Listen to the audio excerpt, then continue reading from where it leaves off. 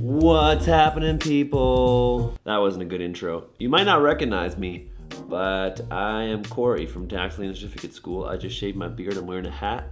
I'm in a hotel room in an undisclosed location on the first day of an auction, and it's pretty dope.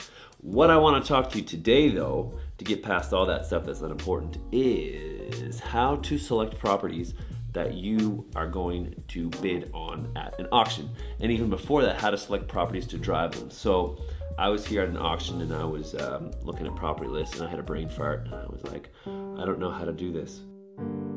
So I was at an auction and I had the list. Our superstars, our virtual assistants, had made us a great list of the properties that were left at a sale that we're going to.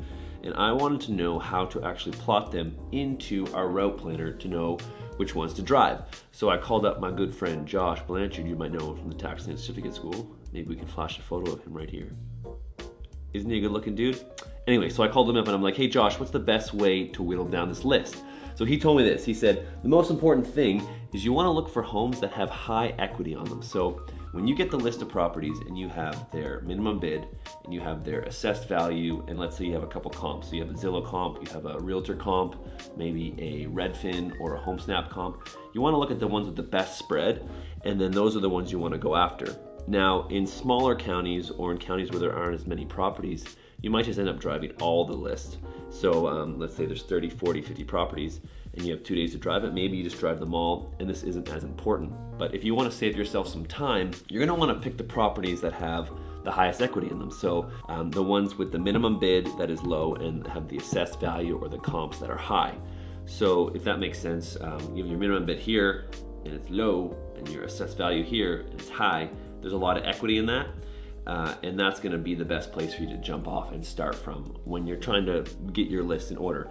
And then what I then did is I went through my spreadsheet, I highlighted all those properties, and then I copied the addresses and I copied and pasted into mapquest.com/route planner.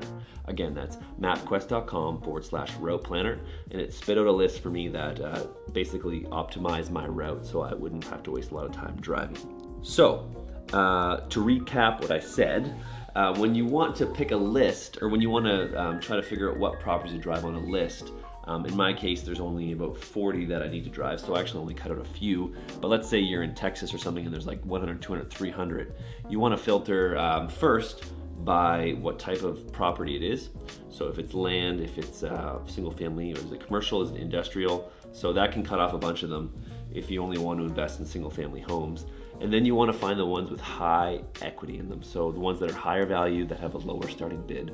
And that's a great place to start off. Now there's ways to get a little more in depth with that, but for this video, that's all I wanted to share with you. So get out there, call a county, get a list, and sort those properties in your spreadsheet, and then put them into MapQuest, and then there you go. You have a list to drive and you have no more excuses. So what I want you to do now is I want you to subscribe. So click the button subscribe. It's gonna be red and it's gonna say a cool little word that is subscribe. And it's gonna give you lots of instant access to a lot of our videos. And every time we release a new video, you're gonna get it in your inbox. It'll notify you and you'll get a notification on YouTube and you'll be buying tax liens and deeds in no time.